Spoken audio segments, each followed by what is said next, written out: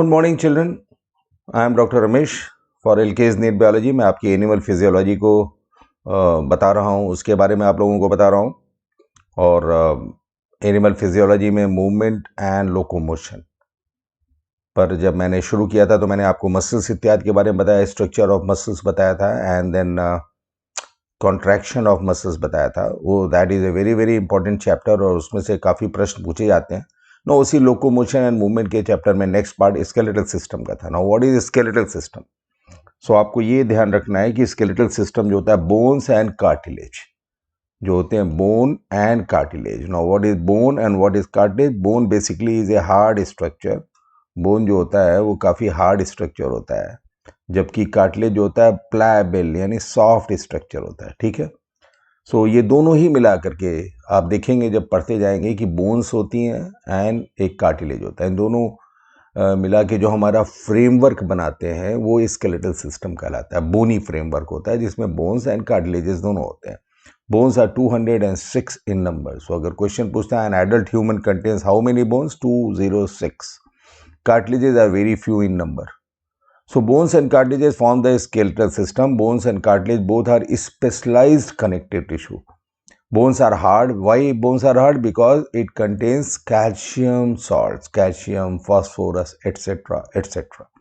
So ये calcium and phosphorus जो होते हैं they make the bone very hard. Cartilage is soft. और cartilage के अंदर जो होते हैं calcium नहीं मिलता है, और वहाँ पे क्या मिलता है आपको? वहाँ कॉन्ड्रोटिन सॉल्ट मिलता है। ये आप याद कर लीजिए, दिस इज। एंड बोन में क्या मिलता है? Calcium salt. तो ये कैल्शियम सॉल्ट जो है बोन को हार्ड बना देते हैं, हार्ड बना देते हैं।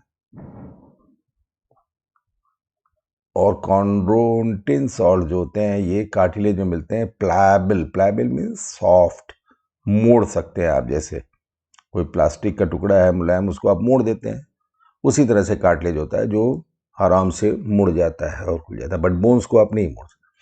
Now total number of bones in humans, adult humans is 206. Cartilages are few in number. Skeletal system basically एक axial skeletal system और एक appendicular skeletal system होता है। Now पहले सबसे पहले आप ये समझ लें कि क्या होता है ये axial किसको बोलते हैं और appendicular किसको बोलते हैं। मैं आपको एक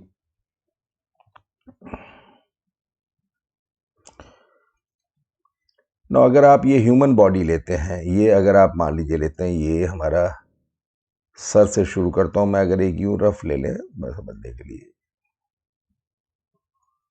एक पार्ट हमारे जो सेंट्रल एक्सिस है हमारे बॉडी की, सेंट्रल एक्सिस क्या होगा? आप देखते हैं यहां पे स्कल होता है,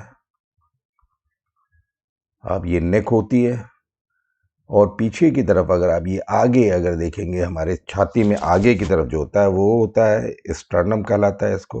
और स्टर्नम से जुड़ी हुई बोन्स होती हैं, रिब्स होती है, आई मीन जो रिब केज बोलते हैं, जिसको अभी आप पढ़ेंगे इसके बारे में। तो ये एक आपकी रिब केज हो गई, देखते हैं। और ये आगे की तरफ जो होती है ये सेंटर ऑफ द चेस्ट में जो होती है स्टर्नम होती है। दिस इज एक्सियल, यानी the axis of the body is formed by the is called the axial skeleton. जितनी भी बोन्स होती हैं, स्कल और ये स्टर्नम हो गया। पीछे की तरफ रीढ़ की हड्डी जिसे बोलते हैं, पीछे देखेंगे आप हमारे बॉडी में क्या होता है? Vertebral column. तो वर्टिब्रल कॉलम हो गया। आगे की तरफ में ये जो सेंटर ऑफ द चेस्ट ये हड्डी होती है, इसको स्टर्नम बोलते हैं। एंड ये रिब्स हो गई। ये एक्सिस बना रहे हैं, हमारे एक्सिस बना रहे हैं बॉडी की, सेंट्रल एक्सिस। इसी को हम बोलते हैं एक्सियल स्केलेटन। अब अगर आप ह्यूमन बॉडी देखेंगे तो अगर हमारी बॉडी यूं है सीधे, तो आप देखेंगे कि हमारे दो लिम्स है, अपर लिम्स और दो लोअर लिम्स है, होते हैं। अपर लिम्स यानी 4 लिम्स जिसको बोलते हैं, ये 4 लिम्स, और ये लोअर लिम्स या हाइंड लिम्स बोलते हैं। इनके स्केलेटन को हम एपेंडिकुलर बोलते हैं, एपेंडिकुलर।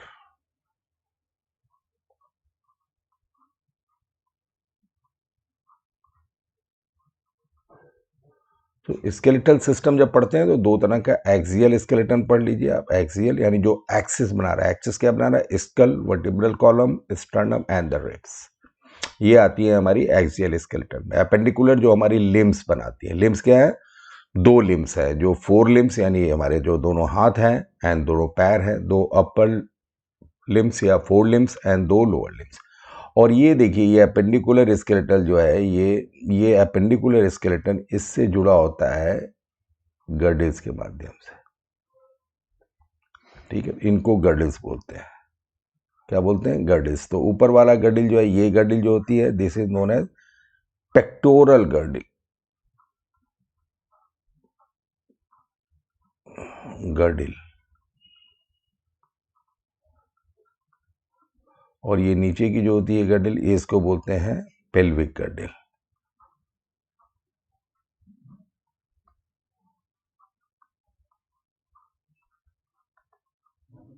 ठीक।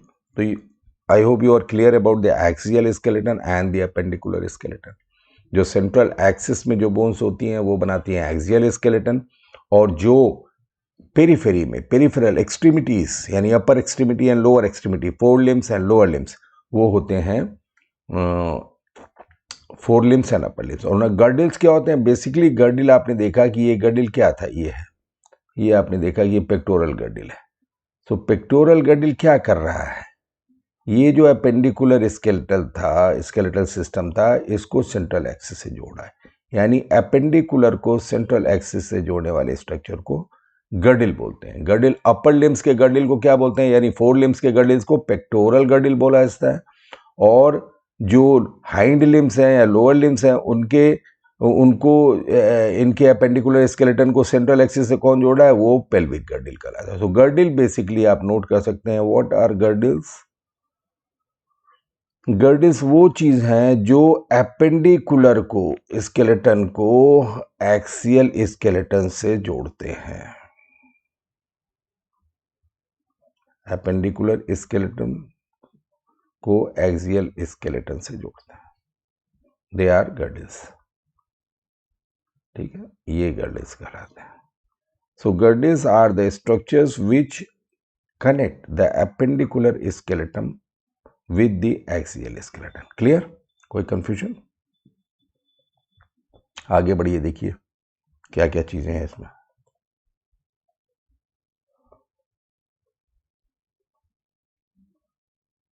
ओके, तो ये क्लियर है आपको इतना। Now the axial skeleton, the bones which form the central axis of the body like skull, sternum जो बताया ये आगे की, this is known as sternum, ये जो हड्डी होती है, रिब्स जो ये होती हैं, एंड वर्टिब्रल कॉलम जो रीढ़ की हड्डी जिसे आप बोलते हैं, ये axial skeleton. Appendicular skeleton, the bones that form the extremities और the peripheral parts of the body like forelimbs and hind limbs. And axial skeleton, skull, now this is important, ये आपको याद करना है, skull has 22 bones। अगर आप school पढ़ेंगे तो आप देखेंगे, स्कल का मैं रफ डायग्राम आपको बता रहा हूं।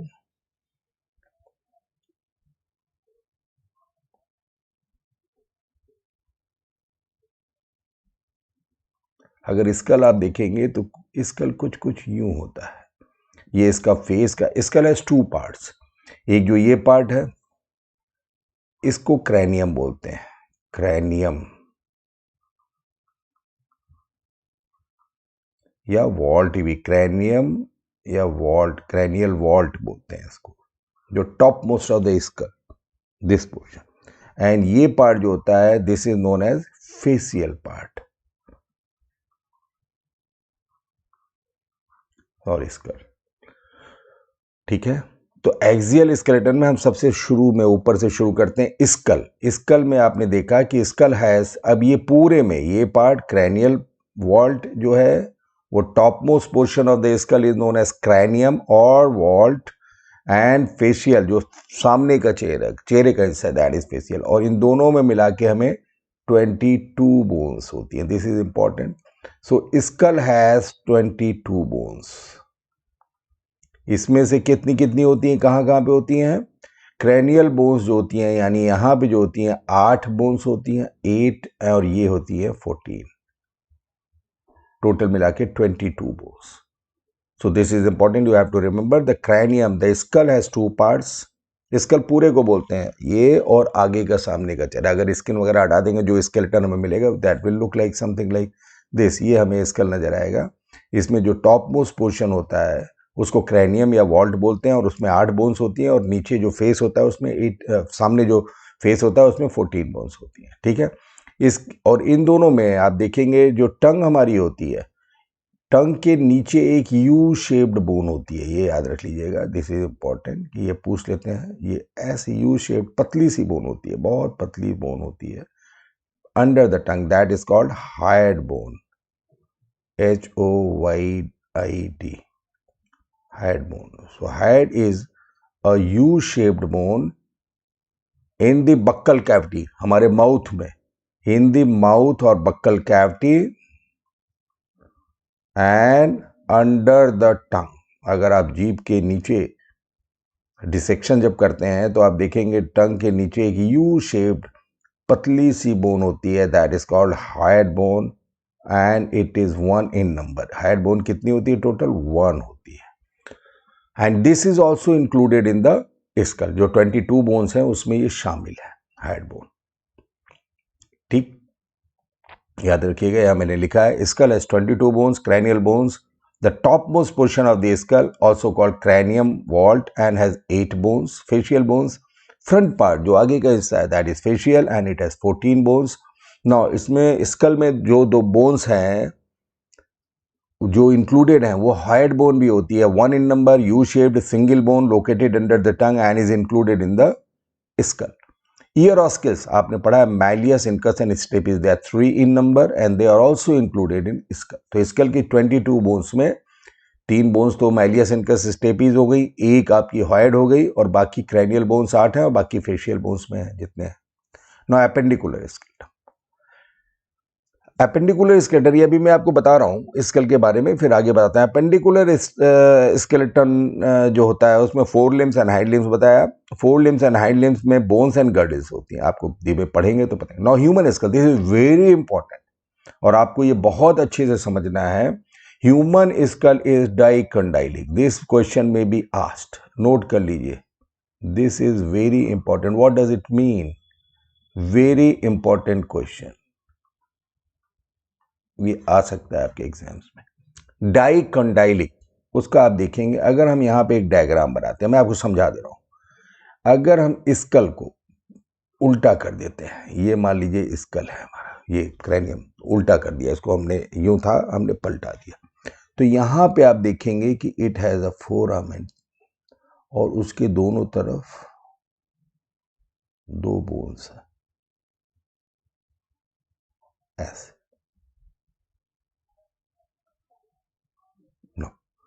ये क्या होता है? इनको हम बोलते हैं ऑक्सीपिटल कंडाइल्स. देखिए ध्यान से. तो कहां मिले ऑक्सीपिटल कंडाइल? बेस पे occipital कंडाइल्स.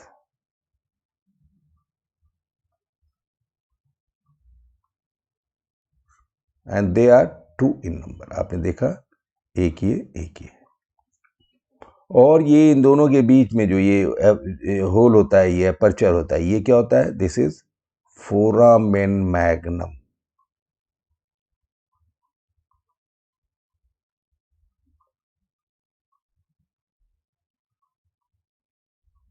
What is foramen magnum? क्या इसकी importance? Foramen magnum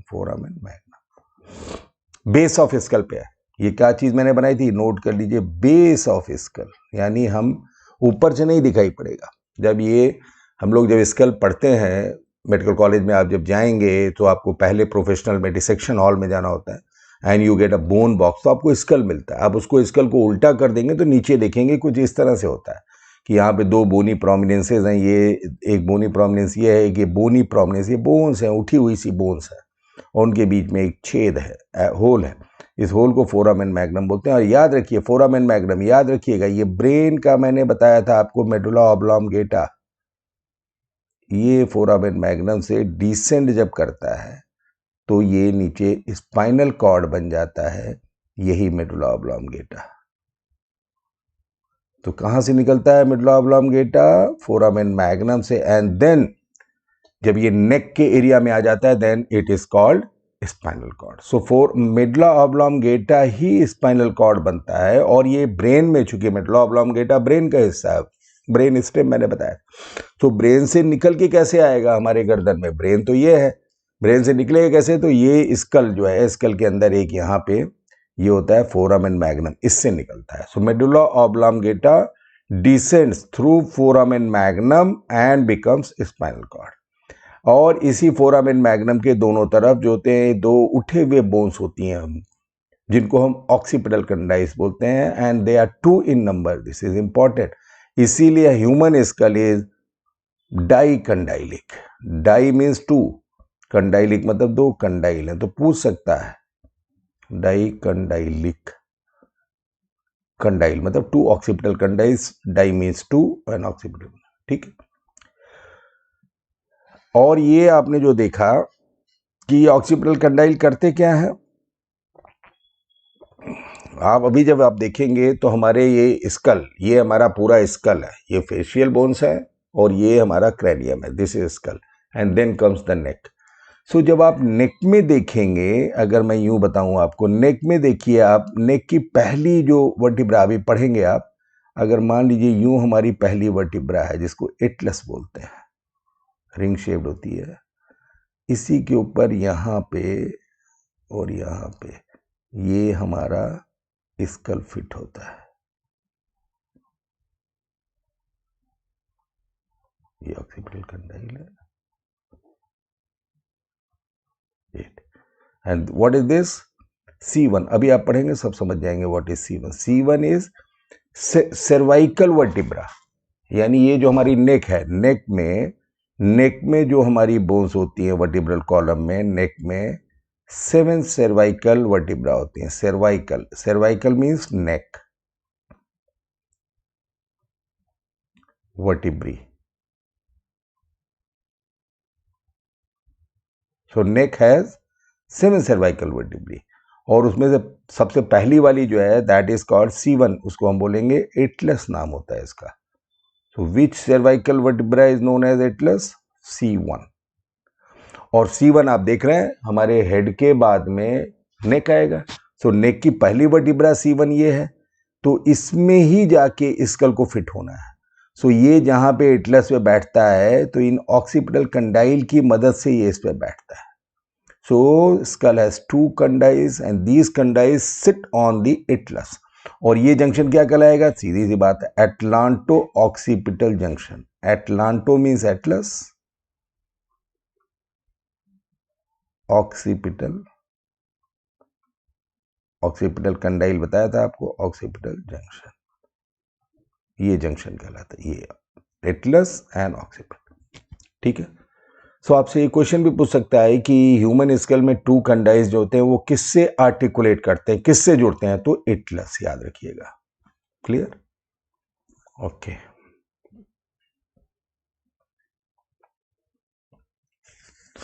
Now different bones of skull fuse together to form sutures. This is very important, क्योंकि आपको सूचर्स पे कोई न कोई क्वेश्चन जरूर आएगा। अभी इसमें एक चीज और important, what and where do you find sutures, very important. Sutures के बारे में जरूर सवाल पूछते हैं कि किस बोन में, which of the following bones will have sutures. Now what are sutures basically, आप अगर स्कल में आपका यूं बनाता हूं, मान लीजिए अगर आप स्कल यूं बना रहे हैं,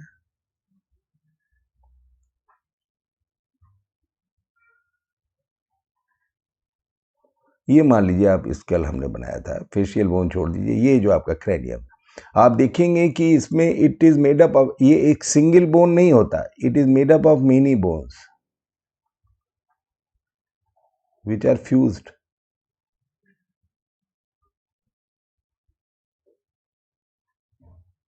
ठीक है, सो ये जो बोन्स हैं, ये एक बोन मान लीजिए 1 2 एग्जाम्पल में बता रहा हूं 3 4 बोन्स थी, तो ये बोन्स जो थी पहले अलग अलग बोन्स थी, और ये बोन जो है आपस में 3 4 जोड़ के ये बनाई, 2 3 ये बन के ये इनकी फ्यूजन लाइन है, यहाँ पे ये फ्यूज कर गया है, ये बोन और ये बोन दोनों फ्यूज करके इस जगह, तो जहां पे फ्यूज करती हैं बोन्स उसको सूचर्स बोलते हैं। and sutures are found in skull. Good. याद हो जाएगा. Now vertebral column, रीढ़ की हड्डी जिसे आप बोलते हैं, it forms the backbone and there are 26 vertebrae. ये आपको याद करना है कितनी टोटल वर्टिब्री होती हैं. ये आपकी टोटल होती हैं आपकी 26 वर्टिब्री, याद करिएगा. और कैसे होती हैं वर्टिब्री मैं आपको इधर बता दे रहा हूं. देखिए नेक एरिया जो होता है, नेक, ये आपने देखा सबसे ऊपर क्या आएगा, स्कल आ गया. ये मैं एक्सियल स्केलेटन बता रहा हूं, तो स्कल हो गया जिसके बारे में अभी हमने पढ़ा. नौ फिर नेक आएगा, फिर क्या होगा, थोरैक्स होगा, चेस्ट. ठीक है. फिर क्या होता है, लंबर एरिया होता है. फिर क्या होता है, सैक्रम होती है. याद कर लीजिए इसी ऑर्डर में. एंड अंत में क्या होता है, कॉसिक्स, या इसी को टेल बोलते हैं. अगर आपसे पूछा जाए कि टेल ऑफ ह्यूमंस, क्योंकि मंकीज वगैरह में कॉक्सिक्स बहुत ज़्यादा बड़ा होता था और टेल बनता था, लेकिन ह्यूमंस में ये रूडिमेंट्री हो गया, रिड्यूस हो गया, because humans don't have tails. So otherwise tail of humans पूछे तो this is coccyx. Okay. No skull के बारे में हम बता चुके हैं. नो नेक में क्या होता है, ये अब आप जब रीढ़ की हड्डी पढ़ेंगे, मान लीजिए ये रीढ़ की हड्डी है, आपकी रीढ़ की हड्डी है, तो नेक एरिया में आप देखेंगे कि देयर आर 7 वर्टिब्रा. ऐसे ऐसे वर्टिब्रा होती हैं एक दूसरे से जुड़ी, ऐसे.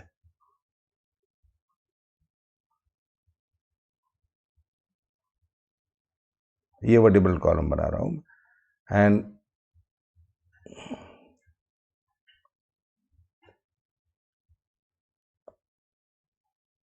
आपका वर्टिब्रल कॉलम काफ़ी कुछ ऐसे लगता है. मैं रफ स्कीमेटिक डायग्राम बना. नो इसमें आपको ये याद रखना है, बाकी ये कोई एग्जैक्ट नंबर मैंने उस हिसाब से, आपको ये याद रखना है. देखिए मैं जो बता रहा हूं, नेक एरिया जिसको सर्वाइकल एरिया भी बोलते हैं, याद कर लीजिए. Neck is also known as cervical area. It has 7 vertebrae. No ये थोरैक्स में टी, इसको हम टी से रिप्रेजेंट करते हैं, सर्वाइकल को सी से करते हैं, तो C1 to 7. Clear. Now thoracic T यानी पूरा जो हमारा चेस्ट है, कितनी होती है, 1 to 12. फिर हमारा लंबर एरिया आता है, ये लंबर एरिया आ गया. लंबर एरिया में कितने होते हैं, 1 to 5. फिर दिस इज सैक्रम, 1. हालांकि सैक्रम में आप देखेंगे तो it is basically made up of 5 bones. 5 bones होती हैं, लेकिन वो फ्यूज कर जाती हैं. तो सैक्रम हमें मिलता क्या है हमारे एडल्ट में, एक piece, single piece sacrum. But sacrum के अंदर 5 बोन्स हैं जो फ्यूज करके एक बोन बन गई, and that is known as sacrum. And this is coccyx और टेल. कॉक्सिक्स 1. अब आप काउंट करिए, 7, 12, 19, 5, 24, 25 एंड 26. सो सर्वाइकल एरिया में पूछे how many bones, and these bones, इनको हम क्या बोलते हैं, ये जो बोन्स हैं जो वर्टिब्रल कॉलम में हमारे मिली थी, इन्हें हम बोलते हैं vertebrae. So vertebral column is made up of, ये सारी बोन, एक एक बोन को वर्टिब्रा और प्लूरल जो होता है ये क्या कराती हैं, bones, vertebrae. So vertebral column is made up of the bones which are known as vertebrae, and there are 26 vertebrae. Neck में 7, C 7, T 12, L 5, sacrum 1, coccyx 1, 1, 1, 2, 5, 7, 19 and 26 total में. ठीक है. Now what is rule of 7. आप देखिएगा, एक कभी कभी हो सकता है एग्जाम्स में आपसे क्वेश्चन पूछ दे, व्हाट इज रूल ऑफ 7. आपने देखा है कि कैमल आपने देखा है, कैमल की नेक जो होती है आपने देखा है कितनी बड़ी होती है, इतनी बड़ी होती है नेक कैमल की, और यहाँ पे उसका मुंह हो जाएगा. ठीक है. नो कैमल में भी अगर आप देखेंगे, दो neck is so long yet it has 7 cervical vertebra. 1 से लेकर के 7 तक ही होंगी। This is what is rule of 7। What is rule of 7? Most mammals irrespective कितनी भी लंबी नेक हो, नंबर ऑफ वर्टिब्रा कितना होगा? 7।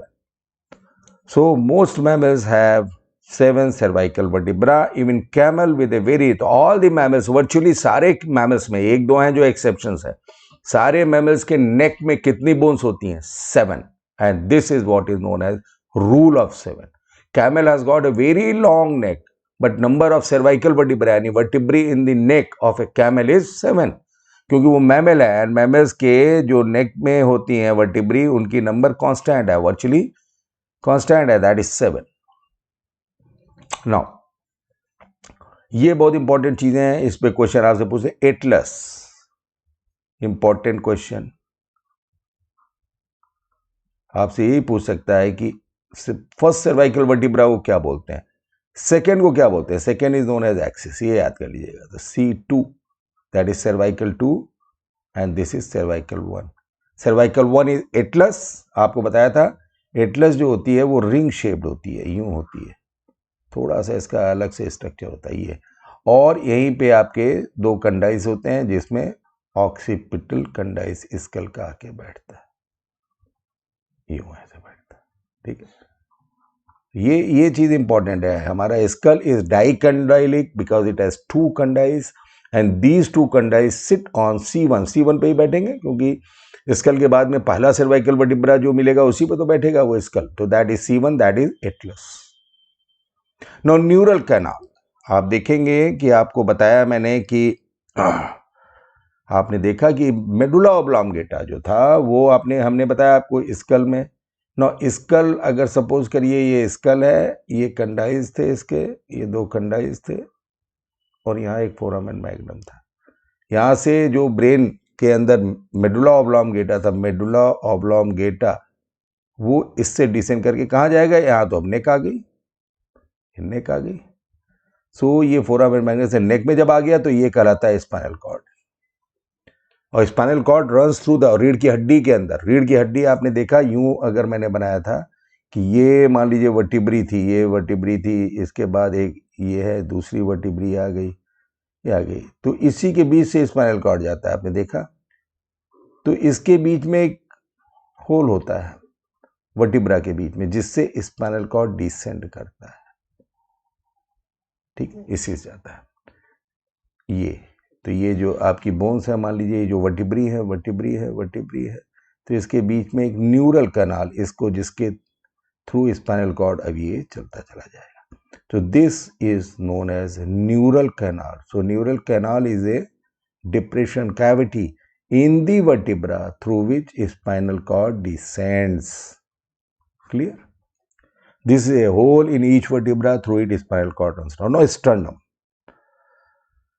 Now sternum के बारे में सबसे पहले आप लोग खुद जान जाएं कि sternum क्या है. जो हमारी छाती का ये हिस्सा, ये this is called sternum. और sternum को अगर मैं बनाता हूं तो वो कुछ इस तरह से बनता है sternum, और मैं आपको बता देता हूं sternum के बारे में भी, फिर बाद में आप देखेंगे. Now sternum के बारे में समझिए. स्टर्नम का स्ट्रक्चर यूं होता है, और क्लियर समझ लीजिएगा. अगर ये स्टर्नम मैं बना रहा हूं, थोड़ा बड़ा सा बना रहा हूं,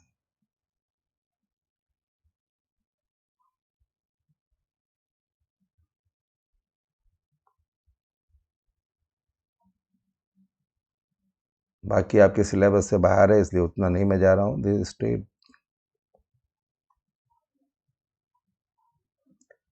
ये मैनुब्रियम स्टर्ना ही बोला जाता है, body of sternum. This is the sternum, forget about all those. ये स्टर्नम होता है. So this is a flat bone, ये स्टर्नम है, इसके बारे में पढ़ लीजिए. स्टर्नम बोलते हैं. आपसे कभी कभी लोकेशन पूछ लेता है कि कहाँ लोकेटेड होता है. तो sternum is a flat bone, चपटी बोन है. कहाँ है? सेंटर ऑफ चेस्ट,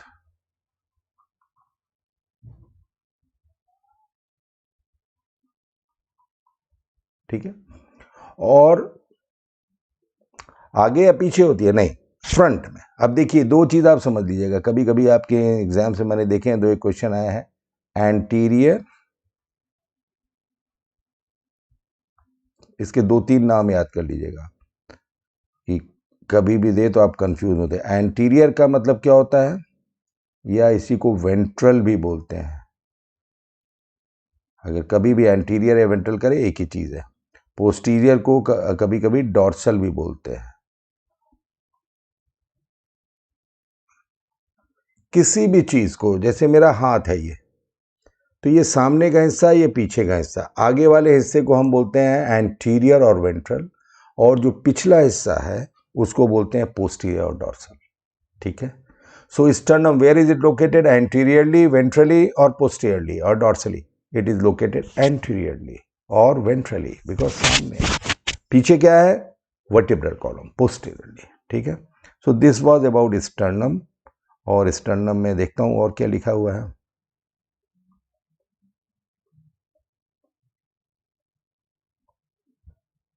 ठीक है। नो, पहले पढ़ लीजिए आप एक बार, मैं पढ़ रहा हूं। There are 12, now it is the flat central bone of the chest. Now ribs, there are 12 pairs of ribs. The anterior end of the rib is attached with the sternum through a cartilage called hyaline cartilage. मैं भी समझा दे रहा हूं, पहले समझिए। जो anterior and, यानी ये रिब अगर हमारी है, तो रिब जो है यूं घूम के जाती है, ऐसे बनती है, ऐसे यहां से निकल के पीछे की तरफ जाती है। आगे कहां से जुड़ती है? स्टर्नम से। पीछे कहां से जुड़ती है? वर्टिब्रल, जो कैनाल, वर्टिब्रल कॉलम जो है उसमें वर्टिब्रा जो है उससे जुड़ती है। ध्यान से समझिएगा, this is very important, because इसमें एक आपको क्वेश्चन भी बनता है। और वो क्वेश्चन क्या बनता है, मैं आपको ये दिखा दे रहा हूं। ये क्वेश्चन इसमें बनता है और इसको आप नोट कर लीजिए। What do you mean by bicephalic rib? ये, दिस इज वेरी इंपॉर्टेंट, इसका अर्थ समझिए रटने के बजाय। मैं आपको समझाता हूं एक डायग्राम की मदद से, और होप कि आप समझ जाएंगे। देखिए, मैंने अभी आपको ये स्टर्नम बनाया था, बहुत ध्यान से समझिएगा तो आपके समझ में आ जाएगा। This is your sternum.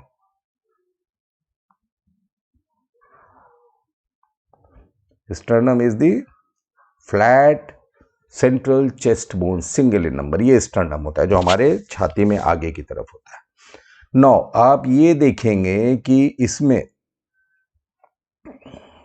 ठीक है, अब रिब्स के बारे में बता रहा था आपको। रिब्स को ध्यान से समझिएगा, रिब्स, क्योंकि इसमें से क्वेश्चन जरूर आने हैं आपको। You are bound to get a question, इसको अच्छे से समझिए। टोटल नंबर ऑफ रिब्स कितना है अगर आपसे पूछा जाए? 12 पेयर्स। नो, अब आप रिब का अटैचमेंट देखिए कि एंटीरियरली, एंटीरियरली क्या बोन है या वेंट्रली? एंटीरियर या वेंट्रल एक ही चीज है, सामने स्टर्नम है। और पोस्टीरियरली क्या है? वर्टिब्रा है। क्लियर? रिब इन्हीं दोनों में जुड़ती है। यानी अगर ये रिब हमारी है, देखिए ध्यान से, अगर हम ये बना रहे हैं, मान लीजिए सेकेंड रिब बना रहे हैं, दो तीन चीजें याद रखिए। तो रिब ऐसे घूम जाती है। ये थर्ड रिब बना रहे हैं,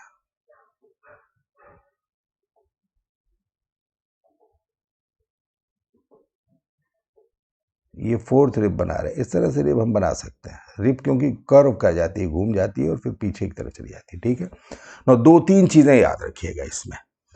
पहली बात, ये जो रिब है आपकी, ये कहाँ जुड़ रही है? स्टर्नम, जो कि यानी एंटीरियरली, वेंट्रली। एंटीरियर वेंट्रल एक चीज है। ये डायरेक्ट नहीं जुड़ती, बल्कि एक यहां कार्टिलेज होता है।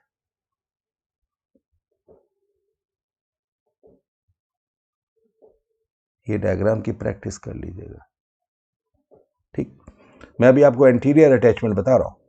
सो ये ध्यान से समझिए, एंटीरियरली ये जो रिब का, अगर आप रिब पढ़ेंगे तो रिब का एंटीरियर अटैचमेंट कहाँ हुआ, कहाँ रिब अटैच करती है? एंटीरियर मतलब वेंट्रल, भी बता चुका हूं आपको। एंटीरियर अटैचमेंट कहाँ होता है? स्टर्नम में। और ये स्टर्नम में थ्रू कार्टिलेज, डायरेक्टली नहीं जाके स्टर्नम में जुड़ रही, थ्रू कार्टिलेज। ये एक अलग तरह का कार्टिलेज होता है जिसको हम बोलते हैं hyaline cartilage. Hyaline cartilage, HAYALINE, ये कार्टिलेज है। ठीक है, ये कार्टिलेज, ये जो आपको बताया था, ये दिस इज हैलाइन कार्टिलेज। तो आपने देखा रिब जो है बोनी स्ट्रक्चर है, बट वो डायरेक्टली स्टर्नम में नहीं खुल रही है, वो स्टर्नम से डायरेक्टली नहीं जुड़ रही है, वो इन दोनों के बीच में haline cartilage. So rib doesn't attach directly to the sternum, but it attaches to the sternum anteriorly. अभी आप ध्यान से समझिए, if you want to know about the rib, and उसमें से क्वेश्चन छूटने नहीं चाहिए, तो आपको याद रखना है कि रिब जो होती है एक कर्व्ड स्ट्रक्चर है जो आगे और पीछे दोनों जुड़ा हुआ है।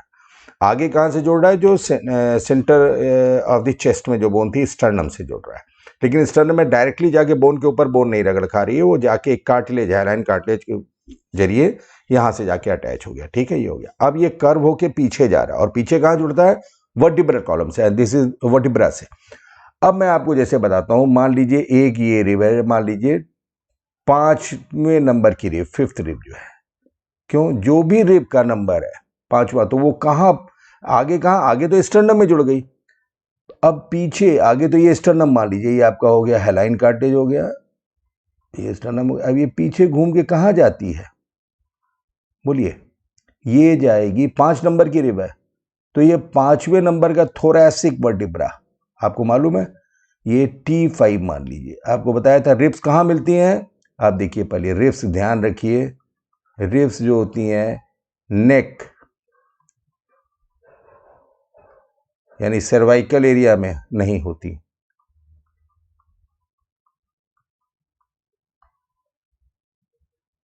ओनली, बाकी कहीं नहीं मिलेगी, ओनली थोरैसिक एरिया में। Ribs are found only in thoracic area. और थोरैसिक में कितने वर्टिब्रा थे पीछे? T1, 1 से लेके 12 थे।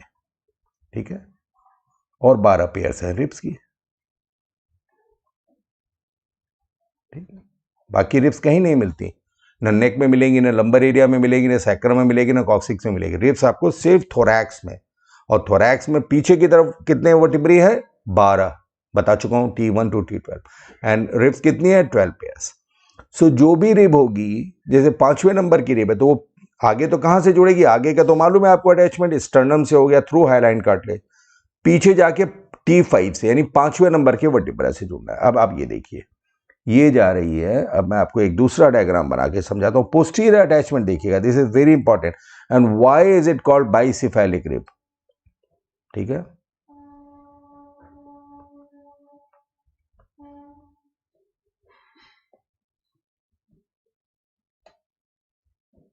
आपको दिखाता हूं।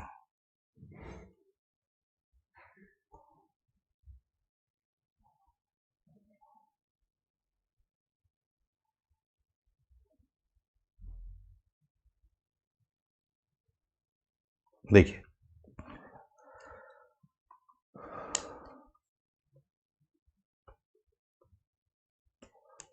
नो, आपने फिर से मैं बता रहा हूँ, ये 5वें नंबर की आपकी रिब थी। ये मान लीजिए आपने ये पूरा डायग्राम ये कर लीजिए, इसको ये कर लीजिए, ये हो गया। ये 5वें नंबर की रिब थी, मान लीजिए ये देख रहे, ये आपकी 5वें नंबर की रिब है, रिब नंबर 5। तो ये कहाँ जुड़ेगी? आगे दो अटैचमेंट याद करना है आपको, आगे यानी फ्रंट यानी एंटीरियर यानी वेंट्रली, कहाँ जोड़ रही है? स्टर्नम से थ्रू हैलाइन कार्टिलेज। पीछे कहाँ जुड़ेगी? चूंकि 5वें नंबर की है, तो it has to go to T5। ठीक है, T5 से जुड़ेगी। नाउ अब आप देखिए, ये रिब जो है ये 2 वर्टिब्रा है, ये एक T,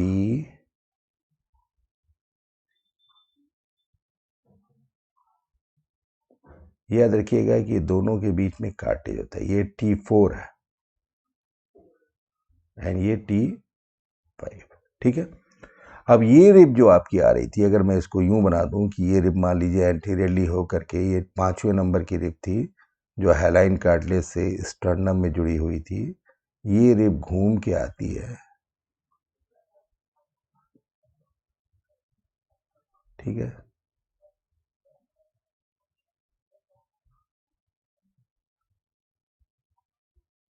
ये ऐसे जुड़ती है।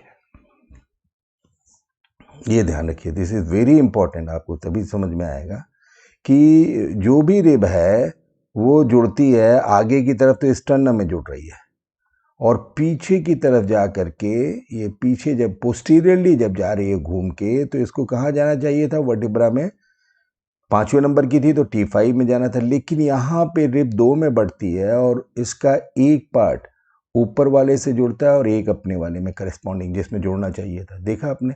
सो रिब, अगर रिब को हम ये पोस्टीरियर एंड बनाए रिब का, तो it has 2 articulation surfaces. Rib कुछ कुछ यूं हो गई, ठीक है। ये तो आगे का हिस्सा था, कोई बात नहीं, ये आपका हाइलाइन कार्टिलेज बना रहा था और ये स्टर्नम से जुड़ जा रहा था। ये तो बात समझ में आई। एंटीरियरली दिस इज एंटीरियर या ventral and this is dorsal और पोस्टीरियर। यहाँ इसको इससे जोड़ना चाहिए था वर्टिब्रा में, ये T4 से जुड़ेगी, एक ऊपर से ना 5वां नंबर की थी तो एक वर्टिब्रा जो ऊपर है उससे जुड़ती है और एक 5वें नंबर वाले से जुड़ती है। सो इट हैज़ 2 सरफेसेस जो जुड़ते हैं वर्टिब्रा से, एक T4 से एक T5, and that is why bicephalic. Cephalic means heads, एक हेड ये है एक हेड ये है।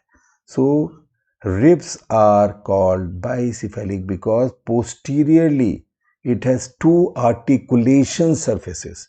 आर्टिकुलेशन मतलब जहां ज्वाइंट बनाती है, तो bicephalic ribs. Humans have bicephalic ribs. This is very important, ठीक है, ये क्लियर हो गया।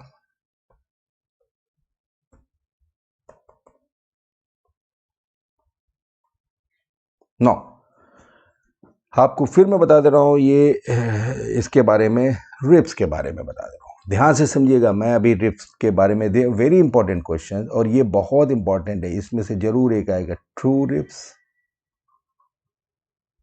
False ribs and floating ribs. 3 तरह की रिब्स होती है। फ्लोटिंग, ये क्या है, रिब्स के प्रकार है, ठीक है। नो, पहले आप समझ लीजिए क्या मतलब होता है। 1 to 7, 12 पेयर बताया, तो 1 to 7 pairs are true ribs. 8वां पेयर, 9वां पेयर, 10वां pair they are false ribs, and 11 and 12 दे आर फ्लोटिंग रिब्स। ये नोट कर लीजिए, दिस इज वेरी इंपॉर्टेंट। तो किसको बोलते हैं ट्रू रिब और किसको बोलते हैं, देखिए। आपने देखा, फिर से इसको समझिए, ये स्टर्नम था,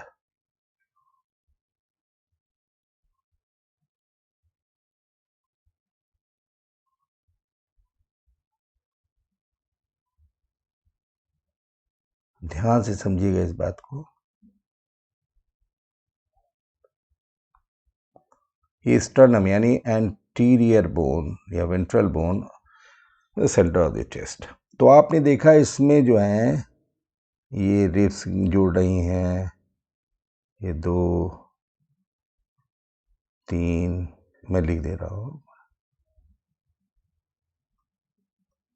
ध्यान से समझिएगा।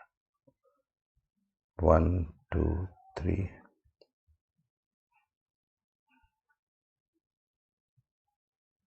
4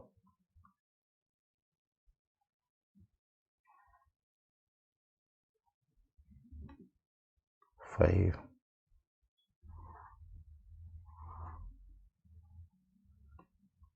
6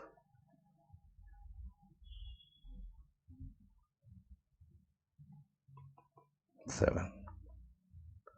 ये जो आपकी 1 to 7 है, ठीक है, दे आर ट्रू रिब्स। क्यों ट्रू रिब्स हैं?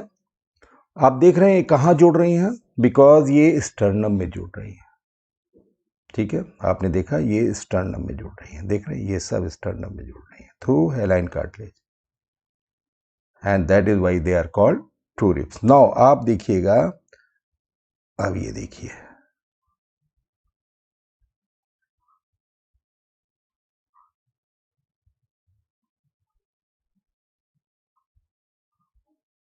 ये जो 3 रिब्स थी, 8 9 और 10, ये कहाँ जोड़ रही थी, इस 7 से ही जोड़ रही थी, स्टर्नम में नहीं जोड़ रही थी। जबकि एक ट्रू रिब को कहाँ जोड़ना चाहिए, आगे की तरफ, स्टर्नम में, लेकिन 7 पेयर्स तो जोड़ रहे हैं, लेकिन 8 9 और 10 नंबर की जो रिब्स हैं वो स्टर्नम से नहीं जुड़ रही हैं आगे, वो किससे जुड़ रही है? वो 7वीं रिब में ही जा करके जुड़ जा रही है, 7वीं रिब से ही। ये देखिए, ये हो गया, and that is why they are called false ribs. Note कर लीजिए, बिकॉज ये anteriorly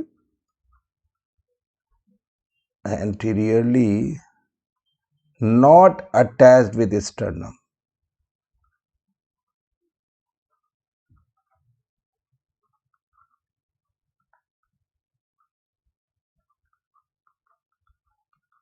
But attached with 7th rib. वो 7th rib पे ही जाके खत्म हो जाती है।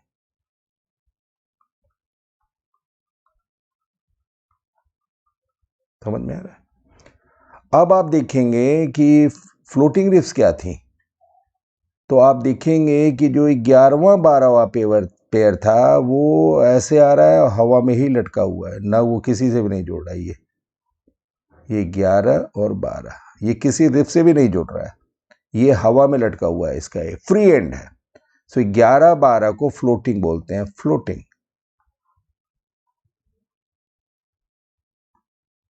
क्यों फ्लोटिंग बोले? Because anterior and is free, anterior and is not attached, किसी से भी नहीं जुड़ा हुआ।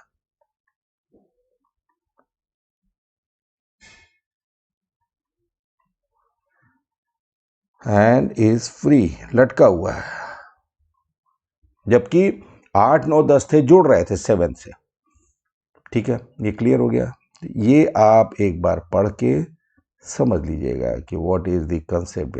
नाउ रिब और थोरैसिक केज, आप देखिए थोरैसिक वर्टिब्रल कॉलम T1 से T12 का वर्टिब्रा पीछे ले लीजिए, आगे स्टर्नम ले लीजिए और 12 पेयर ऑफ रिब ले लीजिए। ये जो केज बनी दैट इज कॉल्ड, ये देखिए, ये देखिए, इसमें आप देखेंगे ये आपका स्टर्नम है, ये पूरा स्टर्नम है, यहाँ तक ये स्टर्नम है।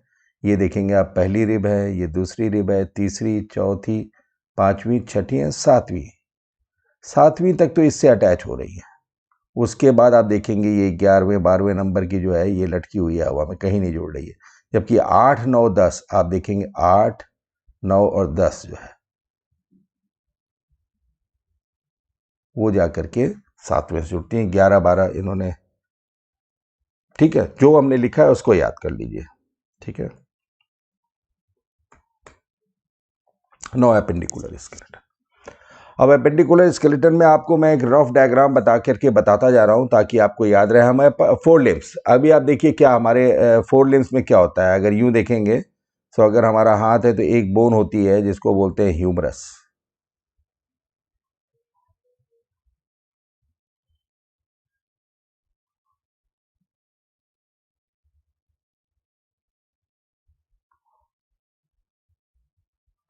ये आपको समझाने के लिए मैं बता रहा हूं, ये बताता जाऊंगा बाद में क्या आता है। ये देखिए, ये होता है हेड ऑफ ह्यूमरस,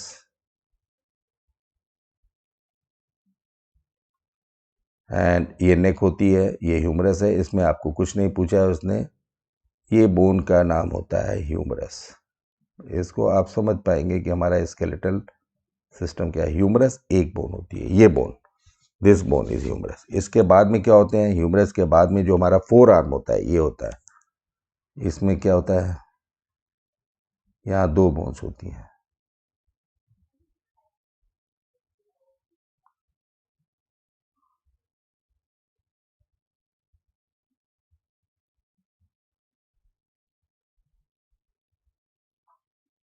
एक रेडियस होती है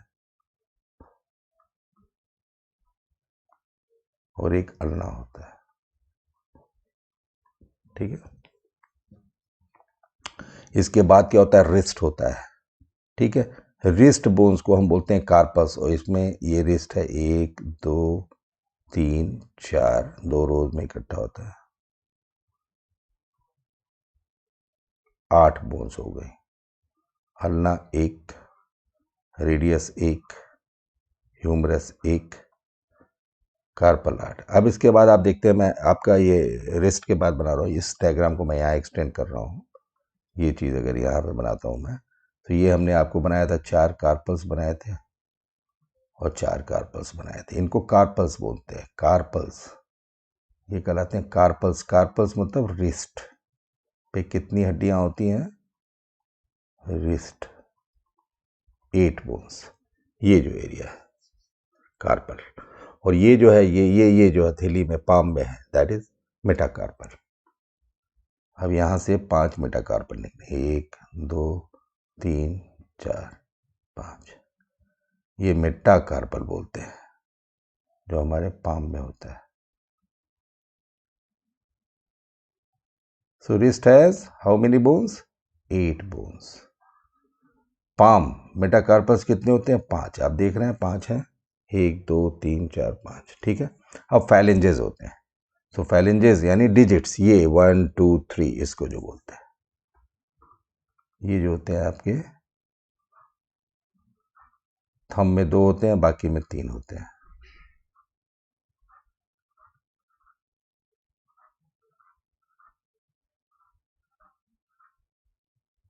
तो कितने हो गए, 14।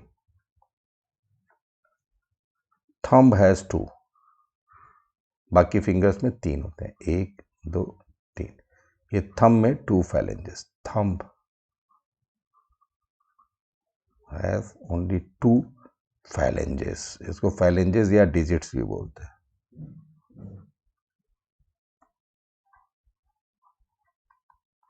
तो टोटल नंबर ऑफ डिजिट्स कितनी हो गई, 14। Clear. So this is how you should remember the name of the bones. Bones 13 number, यानी 4 लिम्ब में हमारे यहाँ से लेकर के, यहाँ से शोल्डर से लेकर के हमारी फिंगर्स की टिप तक अगर देखेंगे तो 30 बोन्स है। ह्यूमरस 1, रेडियस 1, अल्ना 1, कार्पस यानी रिस्ट में 8 होती हैं, metacarpus 5, phalanges 14, thumb has 2 phalanges, all other fingers have 3 phalanges. Now girdle, pectoral girdle for 4 limbs and pectoral girdle. Girdle आपको बताया था, गर्डिल वो होता है जो आपके एपेंडिकुलर स्केलेटल को जोड़ता है एक्सियल स्केलेटन से। नाउ अगर हम देखते हैं पेक्टोरल गर्डिल जो हमारे 4 लिम्ब में बोन्स आपको बताया ह्यूमरस वगैरह, ना ह्यूमरस एक गर्डिल में जुड़ेगी और वो गर्डिल हमारे जाकर के एक्सियल स्केलेटन से जुड़ेगा। Now scapula, it is a large triangular flat bone extending from 2nd to 7th rib. आप जब ये स्कैपुला अगर आप बनाते हैं, so scapula is something like this, ये एक ट्रायंगुलर बोन आप बना दीजिए, उसका एक सरफेस ये बना दीजिए, triangular flat bone something like this, and this is also known as, ये स्कैपुला बोलते हैं या इसको ब्लेड ऑफ शोल्डर भी बोलते हैं। Scapula looks like this, scapula या ब्लेड ऑफ, हमारे शोल्डर का ब्लेड ऑफ शोल्डर,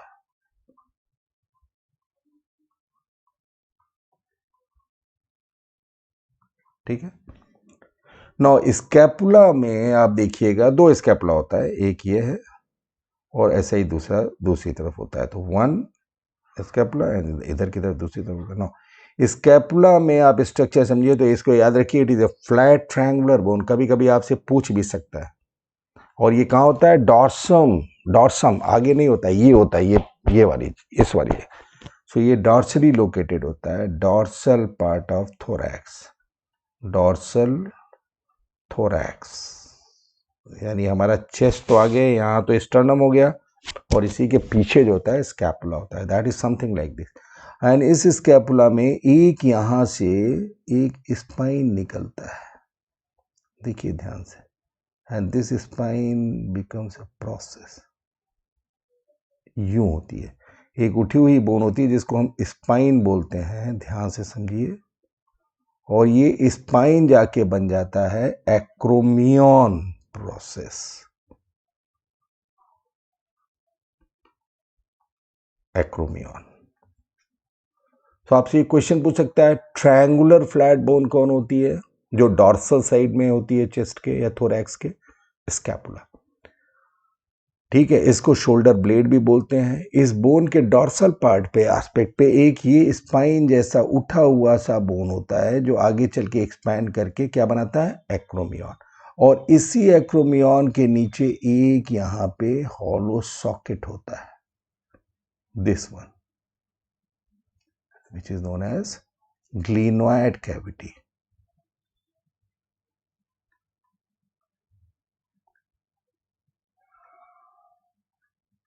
ठीक है, और बता दें, आपको कोर्स में नहीं लिखा है लेकिन यहाँ पे एक ये यूं ऐसा एक प्रोसेस निकलता है, एग्जाम में अगर पूछ लेता है, that is called coracoid process.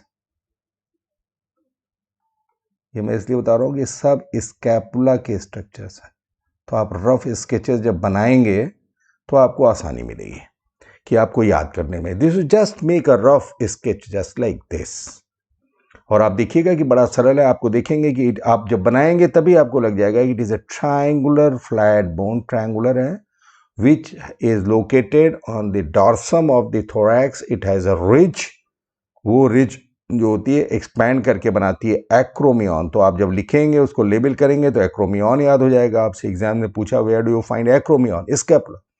And acromion के नीचे एक हॉलो डिप्रेशन होता है, कैविटी होती है इस तरह की, जिसको हम बोलते हैं glenoid cavity.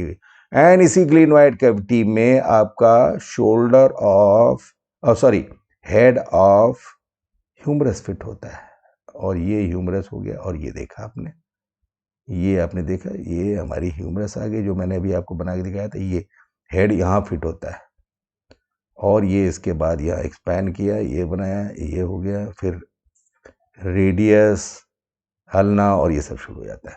Now glenoid cavity जो मैंने बताया था, ग्लिनोइड कैविटी को नोट करिए। इसमें what fits into glenoid cavity? Head of humerus, head of humerus.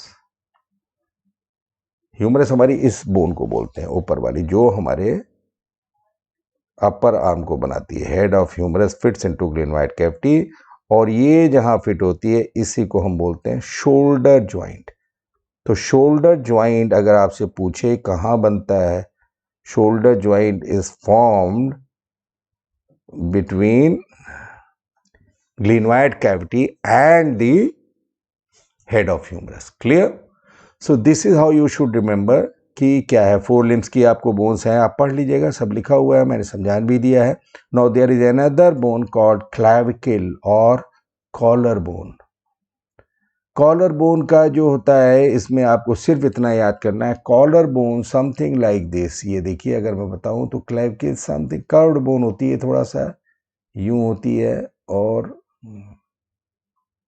It is just like this. एक क्लैविकल का ये बोन होता है। इसमें ये याद रखिएगा, ये कहां से जुड़ता है? आगे स्टर्नम में। अगला हिस्सा ये स्टर्नम में, ये जो है, this is your collar, this is your collar bone. ये जो बोन आ रही है कॉलर बोन, तो ये अगला आप देख रहे हैं स्टर्नम में जुड़ रही है, और इधर जाके कहां जुड़ रही है? ये स्टर्नम में जुड़ा है, और ये एंड ये स्टर्नम में जुड़ जाता है, और ये एंड जो होता है एक्रोमियन में जुड़ता है। एक्रोमियन, एक्रोमियन क्या था अभी बताया आपको, स्कैपुला। तो ये आपको बस याद करना है कि clavicle is a curved bone which is connected anteriorly because sternum is anterior or ventral in location, whereas acromion इधर की तरफ होता है। सो sternum और स्कैपुला ये है, स्कैपुला की ये बोन एक्रोमियन का है, क्लैविकल यूं चल के ये एक्रोमियन से जुड़ रहा है। सो क्लैविकल का अगर आपसे पूछ सकता है कि क्लैविकल एंटीरियरली किससे जुड़ता है, तो स्टर्नम से, और पोस्टीरियरली किससे जुड़ता है? एक्रोमियन से। That is more than enough, और इससे ज़्यादा क्लैविकल में आपको याद करने की ज़रूरत नहीं है। नो, इसके बाद हम गर्डिल पे आते हैं, pectoral girdle for sorry pectoral girdle तो हो गया फोर लिम्स का, क्लैविकल हो गया, glenoid cavity of scapula and shoulder जो I have already told you about the glenoid. Now pelvic girdle, pelvic girdle में बोलते हैं it is the girdle of the hind limbs, it has two halves और coxal bone. ये आप देखिए, एक rough diagram में बना रहा हूं कि अगर आप पेल्विस यानी जो पेल्विक गर्डिल अगर आप देखते हैं तो उसको ध्यान से समझ लीजिए, मैं आपको बता दूं। ये देखिए, एक यूं बोन होती है बड़ी सी, ठीक है, ये बड़ी बोन होती है, और यहाँ पे इसमें एक कैविटी होती है, देन देयर इज, यूं चलती है, और ये चल करके ये यहाँ आकर के समथिंग लाइक दिस यूं बनती है। और इसी तरह से इधर भी होता है, इसी तरह से ये जो होता है, ये सॉरी ये जो होता है इधर भी आप ऐसे ही बना लीजिए।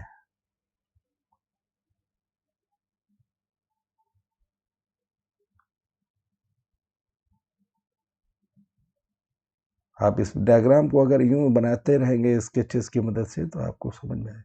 सो देर आर टू हाफ्स, ये कॉक्सल बोन बोलते हैं इनको. So there are two coxal bones, coxal 1, coxal 2. हर कॉक्सल बोन में 3 बोन्स होती हैं. इलियम, नंबर 1 इलियम, ये याद रखिएगा. Number 2 ischium, and number 3 pubis. ठीक, ये पार्ट जो होता है, और ये तीनों फ्यूज कर जाती हैं. ये पार्ट अगर मान लीजिए ये दिस इज इलियम, ये इलियम, इस्चियम एंड प्यूबिस, और ये तीनों बोन्स जब जुड़ती हैं तो एक कैविटी के ये पोजीशन है. मान लीजिए तो इसमें इतना पार्ट इलियम का, इतना पार्ट इस्चियम का, इतना पार्ट प्यूबिस का, तीनों. This is a cavity shape structure, जिसको इस कैविटी को हम बोलते हैं एसिटाबुलम.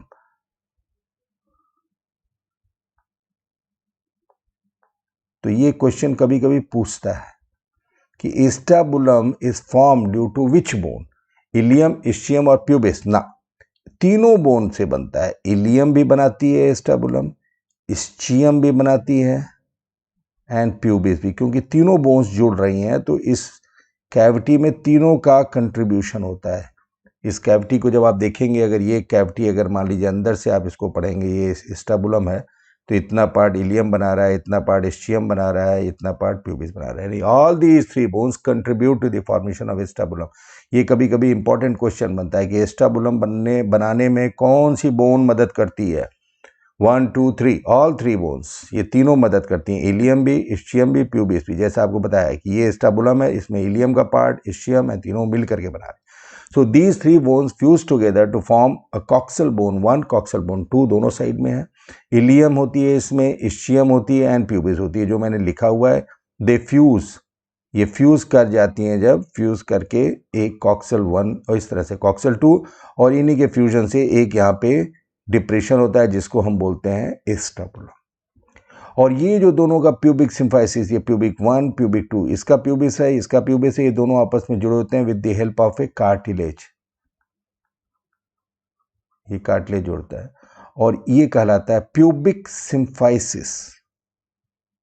Pubic symphysis. दोनों कॉक्सल बोन की प्यूबिक बोन्स आपस में जुड़ी होती हैं with the help of A cartilage, and this joint is called pubic symphysis. Clear?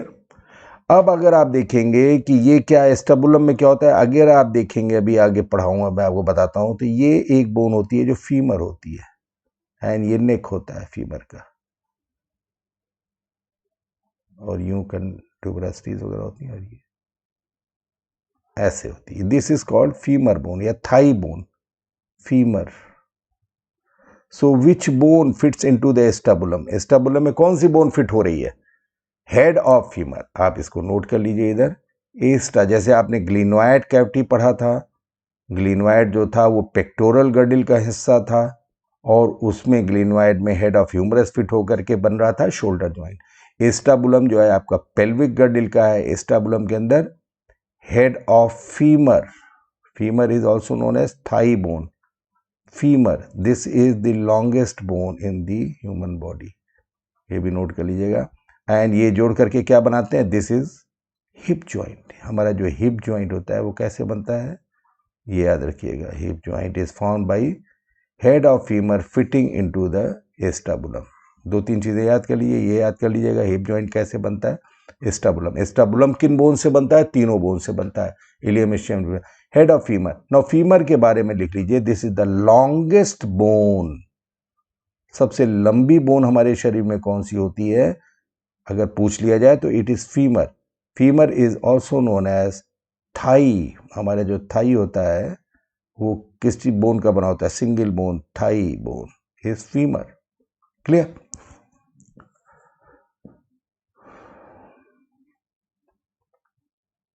तो आपको ये याद हो गया इस तरह से कि पेल्विक गर्डिल में क्या ना. एक चीज और मैं बता दूं आपको, ये शायद मैंने पेक्टोरल गर्डिल की बोन्स नहीं लिखी क्या?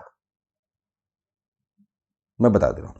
तो ये याद कर लीजिए, पेक्टोरल गर्डल की बोन्स बता दी थी। इसी तरह से लोअर लिम्स यानी हाइंड लिम्स की, हाइंड लिम्स में क्या क्या बोन है नोट कर लीजिए काइंडली।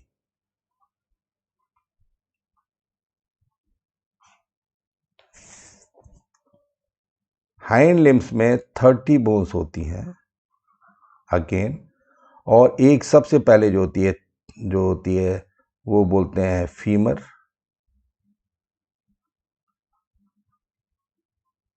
फीमर के बाद में अगर यूं हम बना लें, और एक tibia, fibula,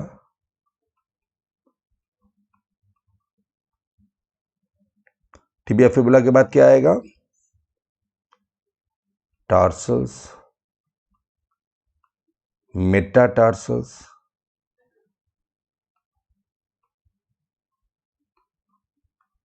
and then phalanges या डिजिट्स।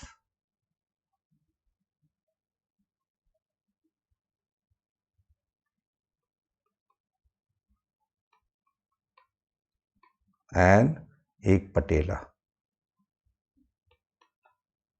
ये बोन्स होती है।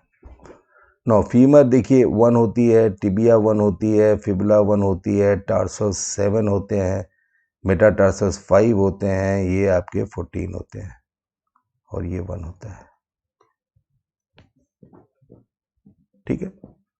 नो इसको मैं आप व्हाट इज पटेला, पटेला के बारे में आप देख लीजिए, क्योंकि पटेला जो बोन होती है, ये बोन क्या होती है इसके बारे में कभी, this is also known as knee cap.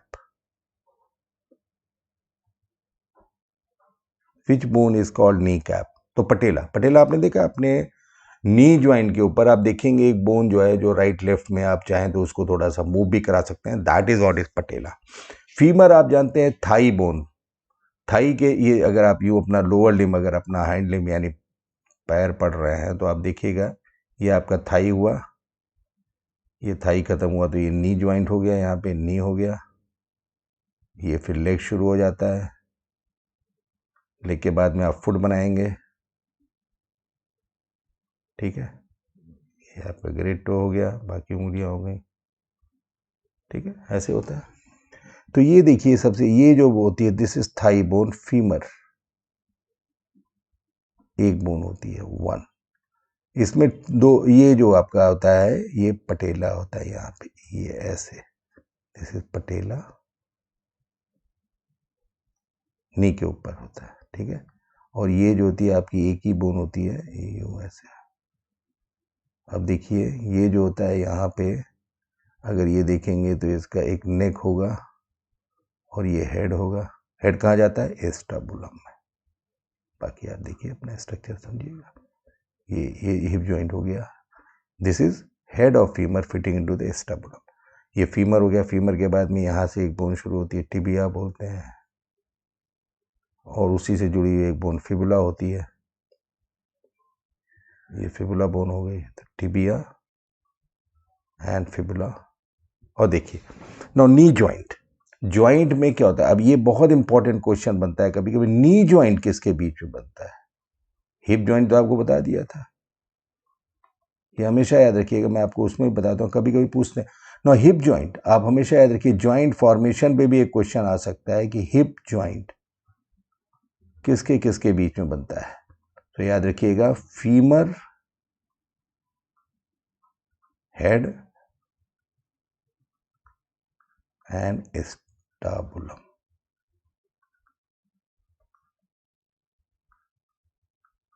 ठीक है, नो नी ज्वाइंट देखिएगा, बिकॉज यहाँ ये दो बोन्स होती हैं, टिबिया भी है फिबुला भी है, क्या किसके बीच ना, आपको जो याद रखना है क्लियर, फीमर का लोअर एंड होगा, ये फीमर का लोअर एंड है, फीमर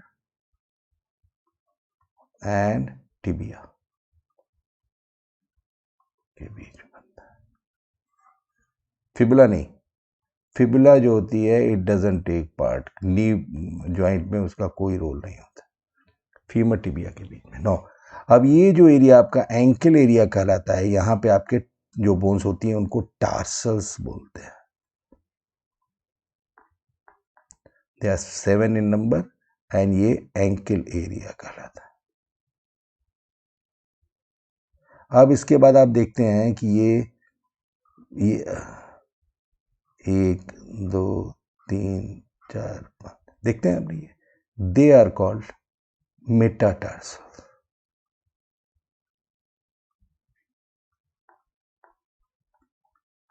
5, और प्रत्येक अंगुली, अगर ये एक आपकी टो है तो आप देखेंगे इसमें डिजिट्स होती हैं, ठीक है, वो आपकी इसमें टो, यहाँ पे थंब नहीं बोलते इसको, बेसिकली टो बोलते हैं।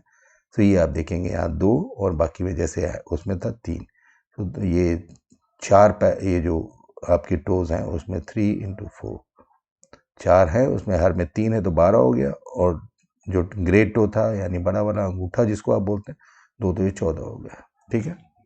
तो 2-3 इंपॉर्टेंट क्वेश्चंस हुए जिसमें आपसे पूछ सकते हैं हिप जॉइंट, ये जॉइंट फॉर्मेशन जरूर, हिप जॉइंट किसके बीच में होता है, नो नी जॉइंट किसके बीच में होता है, answer is this, femur and tibia. No, बाकी नंबर आपसे पूछ सकते हैं, टॉर्सल क्या metatarsal at great toe में कितने फाइलेंजेस होते हैं, ये याद रखिएगा, ग्रेट टो एंड थंब में 2 ही फाइलेंज है, बाकी सब फिंगर्स या टोज में 3-3 होते हैं। कुल मिला के नंबर इसका 14 होता है। यहाँ पे टॉर्सल्स की संख्या 7 होती है, जबकि वहाँ कार्पल्स, मैं आपको एक बार अपर लिम्ब का भी यानी 4 लिम्ब का भी बता दे रहा हूँ ताकि आपको जॉइंट फॉर्मेशन समझ में आ जाए। नो, अपर लिम्ब में भी आप इसी तरह से बना सकते हैं। आपने देखा था कि ये जो था ये एक्रोमियन प्रोसेस था, और एक्रोमियन के नीचे ये एक जो कैविटी बनी हुई थी, ये ग्लिनोइड कैविटी थी, यहाँ पे हेड ऑफ ह्यूमरस फिट था, ये हेड ऑफ ह्यूमरस जो है यूँ करके यूँ आ रहा था नीचे, ठीक है, ये बोन आ रही थी, ये बोन आ करके ये ह्यूमरस था। इसके बाद में आपकी 2 बोन्स थी, रेडियस और अल्ना एक बोन आती है, ये अल्ना आ जाती थी, ठीक है, एंड इसके बाद में आपकी रिस्ट आ जाती थी, रिस्ट, एंड रिस्ट के बाद में आप देखते हैं 5 ये थे, और उसके बाद में अगर आपने देखा कि ये जो थंब है तो थंब में 2 डिजिट्स आ गई, 1 2, बाकी सब में 3।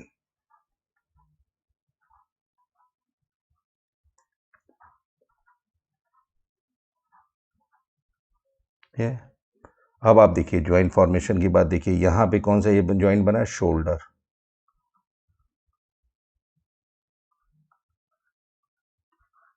शोल्डर ज्वाइंट किसके बीच में बना, हेड ऑफ ह्यूमरस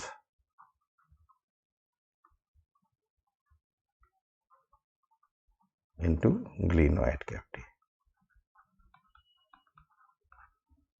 ये है। नो, आपने ये देखा, ये कौन सा ज्वाइंट होगा आपका, ये रिस्ट ज्वाइंट होगा, है ना, सॉरी, एल्बो ज्वाइंट किसके किसके बीच में बना, आप देखिए यहाँ पे ह्यूमरस का लोअर एंड था, ह्यूमरस एंड रेडियस के, जितना मैं लिख रहा हूँ उसको याद कर लीजिएगा, कभी कभी कुछ, अल्ना भी एक बोन है लेकिन ulna doesn't take part, it is between humerus and radius, ठीक है। बाकी इसके बारे में यहाँ पूछेंगे कि ये क्या है आपका, ये रिस्ट है आपका, रिस्ट है, रिस्ट की बोन्स को कार्पल्स बोलते हैं, कार्पल बोन कितनी होती हैं, 8 होती हैं, 1 2 3 4, 1 2 3 4, रिस्ट कार्पल बोन्स कितनी है, 8 हो गई। फिर ये क्या आ गया, मेटा कार्पल्स हो गई है, मेटा कार्पल्स, ये कितने हो गए, 5 हो गए। फिर ये फाइलिंग्स, ये थंब में 2 होती हैं, और बाकी ये जो आपके हैं 4 फिंगर्स हैं, हर में 3 है, तो 4 × 3 = 12 एंड +2 = 14, जोड़ दीजिए, टोटल 30 हो गया, ठीक है, ओके। तो I will move on to the next section. आप बाकी लिखा है इसमें पढ़ लीजिएगा अगर कोई कंफ्यूजन हो। No, types of joints. No, movements जो होते हैं सिर्फ जॉइंट्स पे हो सकते हैं। Joints are formed when bone joints a bone और बोन जॉइंट्स अनदर बोन। तो joint when 2 bones meet together directly और थ्रू सम कार्टिलेज, जॉइंट कहलाता है। Movements are possible only at joints. Now there are 3, this is again very important, बहुत important चीज है, question आना ही आना है, इसको जरूर से पढ़िएगा। 3 तरह के जॉइंट्स होते हैं, एक फाइब्रस, एक कार्टिलेज और एक साइनोवियल। ये ध्यान रखिएगा, जो लोकोमोशन होता है वो हमेशा सिर्फ साइनोवियल जॉइंट्स पे होता है, इन दोनों में लोकोमोशन नहीं होता। Now but you should know where do you find fibrous joint, where do you find cartilage joints, example, because ये क्वेश्चन पूछते हैं इम्तहान में। Now fibrous joints, fibrous joint जो होते हैं उसमें कोई भी मूवमेंट पॉसिबल नहीं है। And examples are sutures of skull, आपको बताया था मैंने sutures of skull, this is your skull, ये स्कल हो गया आपका, ये स्कल है और स्कल के अंदर एक बोन जो है दूसरे बोन से फ्यूज कर रही है, they are known as, they are fibrous joints, और ये आपस में हिलते नहीं। So no movement is possible at fibrous joints. An example of fibrous joint is sutures of the skull. Now, cartilaginous joints are where when two bones don't join directly but join each other through a cartilage. ठीक है, आपने देखा था, आपने देखा क्या है। And इसमें क्या होता है, कार्टिलेज यानी फाइब्रस में तो कोई मूवमेंट नहीं है। कार्टिलेज ज्वाइंट्स, कार्टिलेजिनस ज्वाइंट्स में होता है जब दो बोन्स आपस में एक कार्टिलेज के थ्रू जुड़ रही हैं, तो वहाँ लिमिटेड मूवमेंट है, बहुत ज़्यादा मूवमेंट नहीं है, लोकोमोशन वगैरह नहीं, थोड़ा बहुत मूवमेंट होता है। एंड इसका एग्जाम्पल क्या, देखिए बहुत अच्छे से इसको रट लीजिएगा। Anterior ends of the ribs, आपने देखा था टू रिब्स, टू रिब्स को आपको बताया था 1 to 7 पेयर्स कहाँ से कैसे जोड़ रही थी। They were not attaching directly to the sternum, but they were attaching to the sternum through hyaline cartilage. तो आपने देखा कार्टिलेज के माध्यम से ये बोन से जुड़ी, इसलिए ये ज्वाइंट क्या हुआ, कार्टिलेजिनस ज्वाइंट। इसी तरह से आप प्यूबिक सिम्फाइसिस, आपको बताया दो बोन्स हैं, प्यूबिक बोन 1, प्यूबिक बोन 2, ये दोनों आपस में एक कार्टिलेज की मदद से जोड़ रही थी, जिसको प्यूबिक सिम्फाइसिस बोल रहे थे। एंड थर्ड जो था इंटरवर्टिब्रल ज्वाइंट था। इंटरवर्टिब्रल ज्वाइंट समझ रहे हैं क्या है, मैं बता दे रहा हूँ। यहाँ पे एक वर्टिब्रा है आपका, एक वर्टिब्रा है, ये बोन है, और ये दूसरा वर्टिब्रा है। 26 वर्टिब्रा बताए थे, एक दूसरे के ऊपर होते हैं, ऐसे ऐसे होते हैं, इनके बीच में कार्टिलेज होता है। This is known as intervertebral. Intervertebral मतलब वर्टिब्रा 1 वर्टिब्रा 2 के बीच में जो ज्वाइंट है वो बोन नहीं, वहाँ बेसिकली कार्टिलेज होता है। So what are the examples of cartilage? So you should know what are the fibrous joints. No movements are possible at fibrous joints, and the examples of fibrous joints are sutures of skull, जो बिल्कुल आपस में हिले डुलेंगे नहीं, बिल्कुल fixed है। Cartilaginous joint जब bones directly bones को नहीं ज्वाइन कर रही, थ्रू कार्टिलेज ज्वाइन कर रही हैं, जो anterior end of the two ribs बताया था 1 to 7 हैलाइन कार्टिलेज, याद करिए स्टर्नम में ये आके हैलाइन कार्टिलेज से जोड़ रहा था। इसी तरह से प्यूबिक सिम्फाइसिस, कॉक्सल बोन्स बताई थी, दो हाफ्स, दोनों का जो प्यूबिक पार्ट था वो आपस में जोड़ रहा था, लेकिन बीच में एक कार्टिलेज था जिसकी मदद से प्यूबिक सिम्फाइसिस बन रही थी। इसी तरह से दो वर्टिब्री के बीच में जो एक कार्टिलेज होता है जो एक ज्वाइंट बनाता है, and that is known as intervertebral cartilage. ठीक है, तो ये हो गया। Now synovial joints, the most large joints are examples of this type. जो मोस्ट ज्वाइंट्स हमारे यहाँ, जो हमारे बॉडी में most important joints are basically synovial. Synovial का क्या मतलब होता है, देखिए ये इसका अगर एक बोन ये है, मान लीजिए एक बोन है, ये एक बोन हो गई और दूसरी बोन अगर ये हो गई, ज्वाइंट बन रहा है, ओके, कोई कार्टिलेज वगैरह नहीं है बीच में, और यहाँ पे एक लाइनिंग होती है, यूं lined by the joint is lined by A membrane, जिसके अंदर थोड़ा सा फ्लूइड भरा होता है। This membrane is called synovial membrane, synovial membrane. और ये हमें क्या अलाउ करती है, फ्रीनेस अलाउ करती है ज्वाइंट्स, ताकि बोन्स आपस में बोन से रगड़ ना खाएं। बीच में साइनोवियल मेम्ब्रेन है, बिल्कुल मूवमेंट होता है possible. I can move this, elbow joint है ये मैं मूव करो, they all synovial joints. Knee joints, most of the joints where movements, free movements occur at synovial joints, and they are basically responsible for locomotion. Okay, so now again some important questions you may be asked about the ball and socket joint. ये कौन है, hip joint and shoulder joint, ये याद कर लीजिएगा। Hinge joints, knee joint, pivot joints, atlanto axial joint. आप जान रहे हैं एटलांटो एक्सियल क्या होता है, पिवोट। पिवोट का मतलब होता है जैसे एक ऐसे चीज हो और कोई चीज इसके चारों तरफ घूमती रहे, यूं ऐसे ऐसे। अब आप देखेंगे, एक मैं आपको डायग्राम बना के समझा दे रहा हूं ताकि आप समझ में आ जाए। एक वर्टिब्रा होता है C1, आपने देखा था ये C1 मैंने बनाया था, जिसको मैंने बोला था कि ये रिंग शेप्ड स्ट्रक्चर है। C1 cervical vertebra 1, that is Atlas. और इसके बीच में एक ये जो ये नीचे वाली वर्टिब्रा है, दैट इज C2, ये C2 है। C2 में एक खूंटा जैसा निकला होता है, ये जो एटलस में जाके फिट होता है, इसको क्या बोलते हैं, ओडोंटॉइड प्रोसेस। odontoid process.